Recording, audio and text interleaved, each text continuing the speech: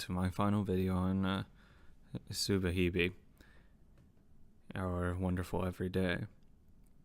I'd like to again start off by thanking everyone for watching it, spending 130 episodes on this thing, over 100 hours into the game. It's a lot of time invested. I think only like 70, 80 hours were actually put into video. But yeah, I have like 115 hours logged on it, so a little bit insane. But I'd like to first start off and say thank you to everyone who watched it. It does mean a lot that everyone who did watch it and who liked the video subscribed to the channel. It's always really, really nice to see that. And I never want to come across that. I never appreciate that. I definitely do.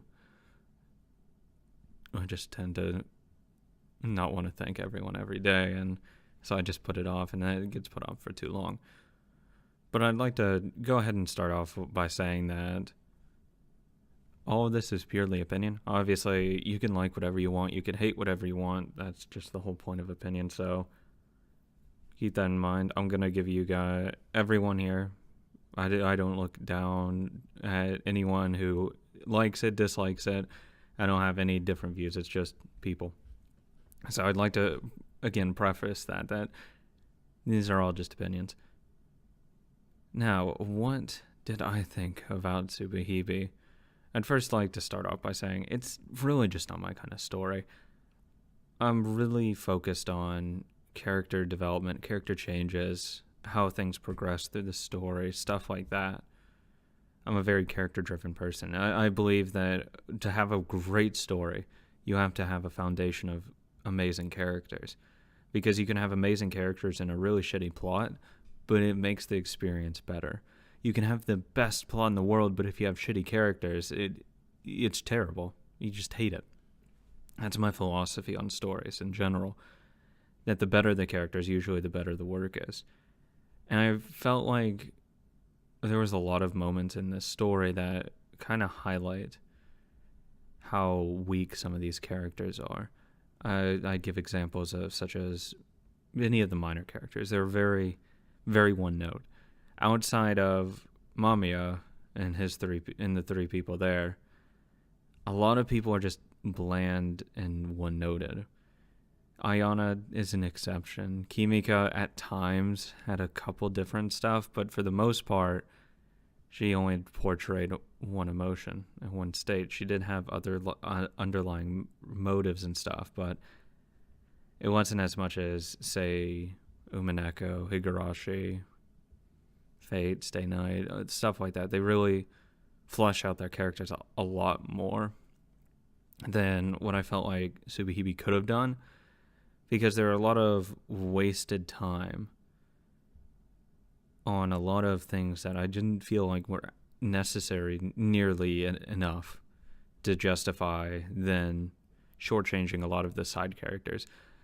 And something that really strikes me odd and really stuck with me is the fact that they were trying to justify Takaji's mother, but yet no one else in the story does. Everyone else who's done something wrong, objectively speaking, isn't given the same out that Takaji's mom was. Even like just some half-assed, like, oh, they were beating his children, so that's why they do that. Like, it wasn't anything like that. It wasn't a throwaway line or anything. It was just always, they're terrible people because they're terrible. There was no motive behind it. There was no reason behind it. Well, they started building that up for Takaji's mother at the very, very end, when it really, at that point, it doesn't matter. So I felt like it was almost wasted to bring that up. Kimura as a character is a complete waste of space. Everything he brings up is just almost in an effect like, hey, I'm just going to summarize everything that's happening. Oh, hey, by the way, here's some information that you could use. Like, that's all his character seemed to ever be, and it was just, why was he given so many roles in the latter half of the story when he doesn't affect anything? He doesn't change anything. He doesn't add anything to the story. He can be completely removed and it just flows normally. So I think adding him as a character is a pretty big mistake, because you could have devoted more screen time to other characters that you've already introduced and developed them further. You can invest time into other characters that need time. They need to develop. Because a lot of them just exit the stage and just never return, or they come back later on as just the same character. So there is no growth, there is no change, there's no development. It's a very static feeling for most of these characters. And that's where I guess my main issue comes from. It's just a very underwhelming feeling when nothing changes. Because usually, if you want to have something that repeats time, you want something to change. You want variables to change, so it keeps it a fresh story. All of these were just the exact same stories every single time. It was the exact same flow of events. Nothing changed. Everything follows a specific order down to the T and never changes. I understand why you'd want to do it that way, but from a narrative perspective, when you're talking about 100 hours into a story, you start to just care less and less of what's going on and why we're going back in time. You start tuning it out a little bit more. You start you're just going through the motions at that point, through the first 12 days of this story, because it's the same. Nothing's changing. She's going to die. And I think that really undermined caring for some of these characters that ended up dying. For Takashima, at least, speaking for me, I didn't care nearly as much of her dying as I did Kagami, because it wasn't built up to that. We've always had, she dies, she dies, she dies, she dies. And then we go through 3 public masturbation scenes in a row, and then she gets gang raped. And it gets to the point where, after the second one, I'm just like, can we just get to the story now? We're retreading what we've already talked about. Yeah, they're doing shitty things to her. I understand that. But can we just move it along a little bit? And then when by the next one heads, and then it's like, then I really just don't care. Because nothing's new being shown, nothing new themes are being shown, nothing is added to it. It's just shock value to be shock value at that point. And then, of course, when she gets raped, I'm already at like a feeling of nearly apathy. That it kind of just, oh, okay, yeah, she was. Oh, that's terrible. I personally get that feeling, because for me, I don't have an unlimited amount of empathy. There's a certain threshold, and then it's just like, okay, nothing's new here. What didn't happen to her is usually the tone I end up getting with it. And that's what I guess I kind of started to develop, at least in relation to Zakuro, especially once they got into the dog rape scene. I just could not care less about that.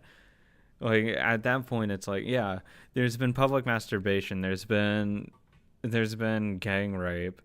What the fuck's a dog raping a girl at this point, right? It was, at that point, it was 100% apathy. I just did not care. And same with when they were going up to the roof, like, they were like, oh my god, we can't do that. No, you introduced it, just jump at that point. I was kind of just tired of them, because it just kept going on and on and on and on. And that's the detriment, I feel, of this novel, that it's really, really drawn out, a lot of things. And I think if you just cut half of that stuff out, it becomes more concentrated, more potent, and it's much, much, much more effective. Now, I did hear that the developer, like the company, pressured him into having certain amounts of age scenes and stuff like that. And I understand that. But it doesn't mean I can't still mark the novel itself. It's not marking the writer necessarily, it's the novel. I haven't read more of his stuff, so I can't tell you if I like or dislike his prose or not.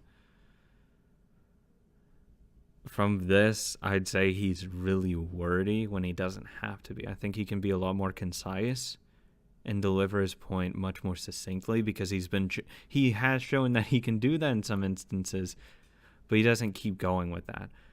I think he gets almost in his head a little bit, that he feels like he has to over-explain a lot of things that can just be, yeah, okay, I got it, and then just move on.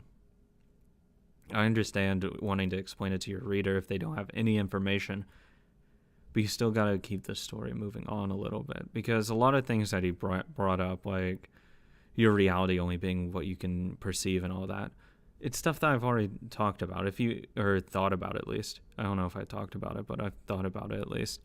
I thought that back in high school.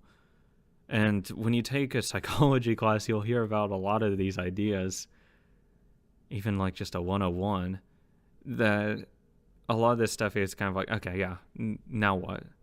I kind of got that feeling because I wanted it to go deeper. I felt like it was really surface level on a lot of things without really going as deep as it could have. Because the scenes with Ayana, if you told me at this beginning, I would not have believed you at all. Were definitely the pros of this story. Like, without it, it would have been really just not enjoyable at all. Because it would have been just lacking meaning in a lot of direction. I feel like Ayana helped kind of focusing it a little bit more. So, unintentionally, she ends up becoming one of my favorite characters.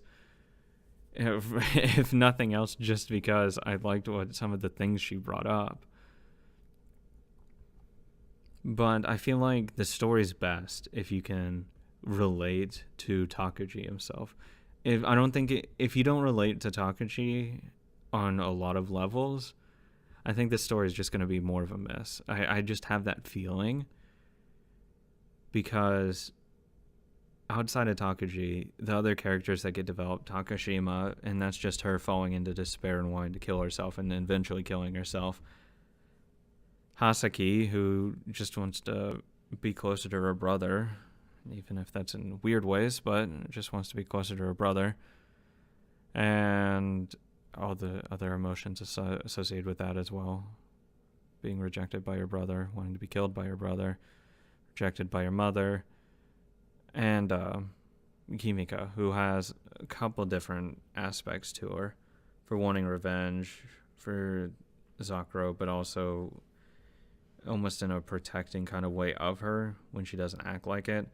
So she has a couple different parts to her, I guess. But outside of them, you start really having to kind of dig a little harder to find bit more characters in each of them. Even Kagami and Tsukasa are pretty basic in what they represent, which is a shame.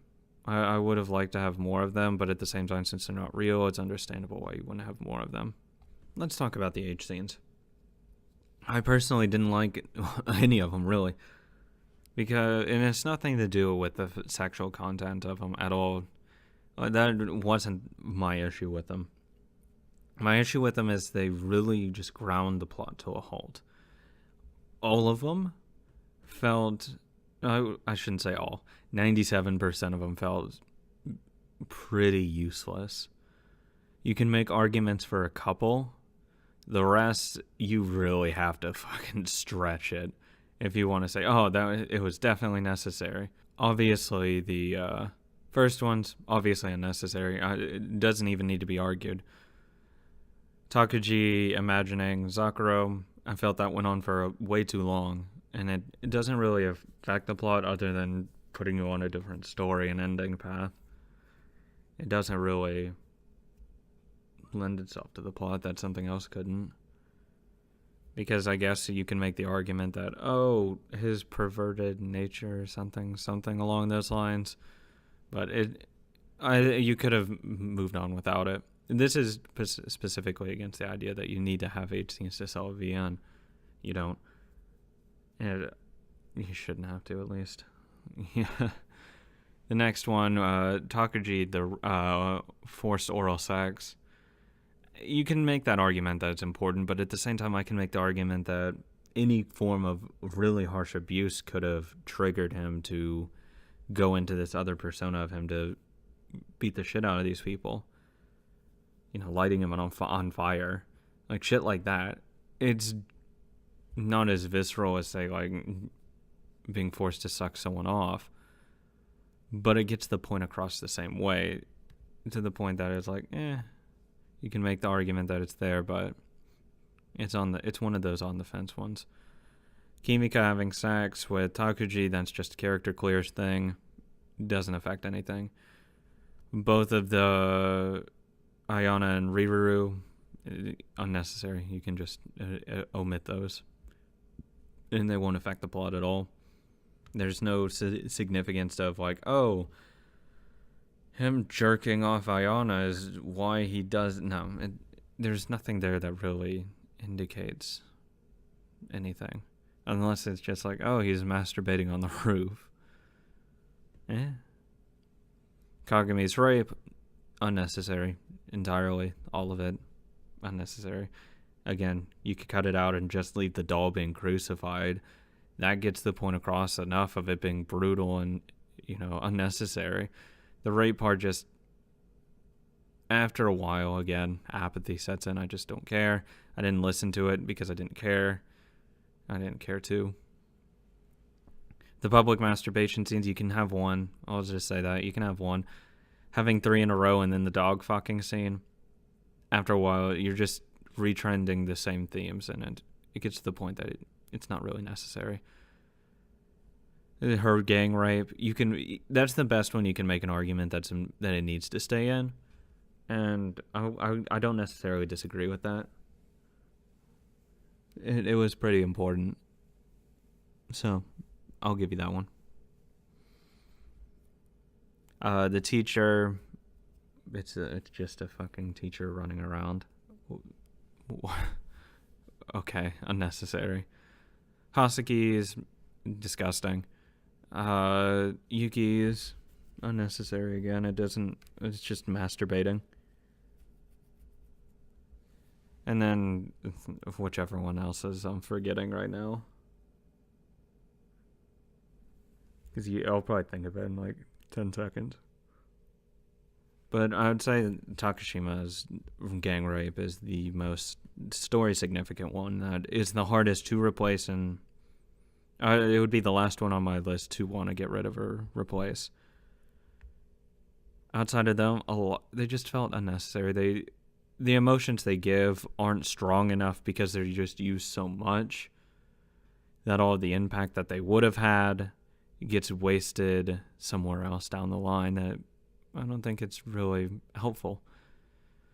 I get that it was probably the producers being like, oh no, you guys have got to have these H scenes or whatever. And that's just how I feel about the H scenes, at least. I think the biggest issue, not the biggest issue, but I think the biggest problem I had with it is the expectations that were set. A lot of people build this thing up to be one of the best novels ever. It's the apex of visual novels, and I think people are really overselling it, and really, to the people doing that, you really need to stop acting like this is the single greatest novel. You need to stop selling it as that. Because you can never build something up to be the greatest thing of all time and then follow it up with anything that's possibly not going to live up with that expectations. You very, very well feel that it is the greatest novel of all time, but there are a lot of flaws in it that it can catch a lot of people into not liking it. So I would say be careful with that, because it's a really hard sell and a really hard fall once you tell someone, hey, this is the greatest novel, or it's like the highest rated novel and stuff like that, and then have something that doesn't live up to those expectations, because this one didn't live up to the expectations. It was built up a lot higher than I would have anticipated. The idea that the H scenes were actually story important, all of these things, it was bad marketing in that sense, that it was just kind of lies. One's important, I guess, but the rest, I could have probably skipped them entirely, cut them all out, and the context would have been fine without any real overlap, which is a shame, because I feel like it's more of a victim of expectations not being met than poor writing. It still wouldn't probably be my favorite novel in the world because it's just not my kind of story. It's not how I like my stories to be written. It's not the kind of way I tell it or how I'd want it to be told. I want some form of growth that's sustained, that it's continued. I would have preferred that. But I think the way it just came up pretty short. Because when I compare it to other novels that are really, really good, in certain aspects it just starts to take a little bit of a hit. If you talk about characters, I can bring up Higurashi and Umineko that did it better. Same with, more mentally unstable people. I can bring them up too. To different themes of rape and torture, I can point to Heaven's Feel and be like, this was a really, really well done way to show someone's mindset after it and how despair kicked in and she lost everything hope-wise. I feel like it did it better than Subarashiki Hibi did in that regard because it lasted for too long for me to really feel a lot of deep emotions to it, because I also knew she was going to die, that there is nothing that was going to change to keep her from dying. So it's hard to drum up sympathy for things that it's not going to end well. And I think during the later half of the series, that really set in hard because nothing was changing. So it was extremely predictable in a lot of ways. That you knew, like, okay, well, this person's going to die, so don't get attached to them. This person's going to commit suicide, don't get attached to them. And again, for other people, they might be okay with that. They might just want the themes and the ideas of the story, which I will say the ideas and themes are better than the story itself. I will say that. I think the ideas that he was trying to touch on are more profound and better than the story that was written. If that makes sense. It kind of doesn't make sense, but in my head it kind of makes sense. I feel like he was really hand-tied if he was really hand-tied and basically kind of forced to write this. Because there's a lot of, again, I can go back to like some wasted scenes that were really just kind of hooky and just like, oh, it's just to have fun and laugh and stuff, and like, yeah, I don't necessarily want that in this story. There's a time and place where I want that kind of stuff. I don't want the slice of life happiness stuff when I want to get into the meat of the story. Kind of like Kimika and Takuji high on the roof. I don't want to do that. Why are we focusing on this instead of, something more important? Stuff like that, I feel, was added in. It was kind of a detriment to add it in. I think if he didn't add some of those things in, that it would have been better because it would have been more concentrated. Because a lot of the impact of the story is just stretched out so far that there's just not as much of an impact on the story. I would say the biggest shock I had was, oh, Takuji's actually Tomo-san. Because there was no evidence of that. It was just, that felt good because that was some of the potency and some of the shock I wanted that I felt like the novel could have really delivered on, but it missed a lot of points, at least for me personally. Yes, it actually isn't going to be an hour. Wow, that's surprising. I would say out of the novels, it's all right. It's not the best. It's not the worst, I guess. But I can't say it's the best novel ever. I physically can't. It would be disingenuous to say that. My score, given everything, I'd probably put it, I don't know, like a 5.6 maybe, 6.2, 2.3 maybe, 6.21. Let's go with that. 6.21, 5.83. No, 5.94. 5.94. That's my final verdict for it. Because I just think this isn't my kind of story. So I'm going to have to judge it on what I view it as a story. I can't go outside of myself. Because that's not a good review if I say like what I don't like. I can say all the things I don't like about it, all the things I do like about it. There's a lot, probably more stuff I didn't like about it than I liked about it, so it's in that way it's kind of a more generous score, I guess. So I'm giving it more of a benefit of the doubt there. Mainly because there were a couple cute girls, even if they commit suicide, so I can't be too rough to them. 5.94 is my final verdict on it. 5 being completely average. That it's a story. That's all it is, a story. 5. It's a little bit better than just an average story, but on a lot of things that it could have really put it up higher, it missed for me. It was mainly the characters. I wanted more character depth. I understand that it was trying to tell a thematic story, and that's just not my kind of story.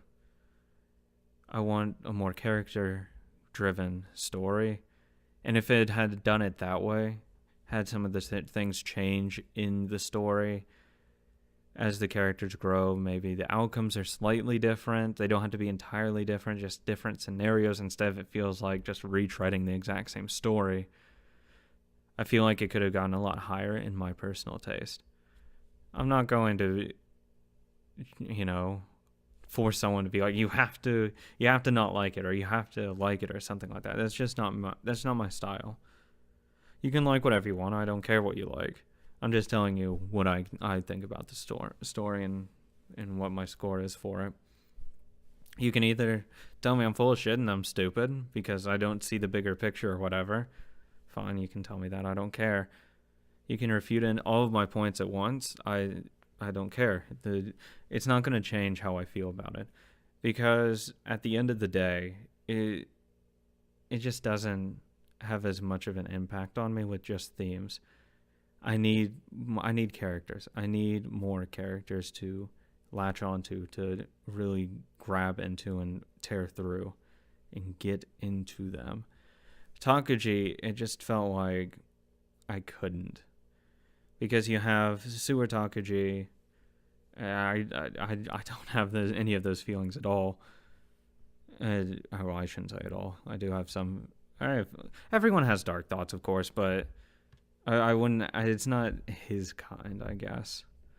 Yuki, I just didn't really like her that much, to be honest. Blasphemous, I know, but I just didn't like her too much. Tomo-san was my favorite out of all the personalities. I had no idea that would happen either. He's my favorite out of all the personalities. That being said, he can't carry all three. So 2/3 of Takuji is just not really that enjoyable. Or, well, 1/3 is just not really enjoyable. Another third is I just don't like at all. With the third being, he's alright. He's pretty good. When your main character is split like that, for me, it really becomes a challenge for me to really like the story. Especially when it's handling split personalities. It has to be done really, really, really well. And it was done well, but it could have been, I think, a little bit better. Personally, I'm not going to secondhand write him. I just feel like more time could have been spent on those characters and the characters around them to build a stronger world, a stronger cast, which would then elevate the story higher. You can disagree or agree with me. Who knows? If I might read some of his stuff later. I really don't know. I hear he's coming up with a new story. I might read it, I might not. It really just depends. Thank you guys so much for watching. I really appreciate all the support you all have given me, even if you don't like my stuff. I appreciate that you at least watched it to not enjoy my stuff. Thank you very much. There's going to be a poll this Friday. Go ahead and vote in it if you want to see a certain game that I do next. Sub to the channel if you haven't already, because I'm always doing new stuff. The odds of me doing something you'll like in the future as well, pretty high. And I hope everyone has a wonderful day. I had to tie it in. Thank you guys so much for watching.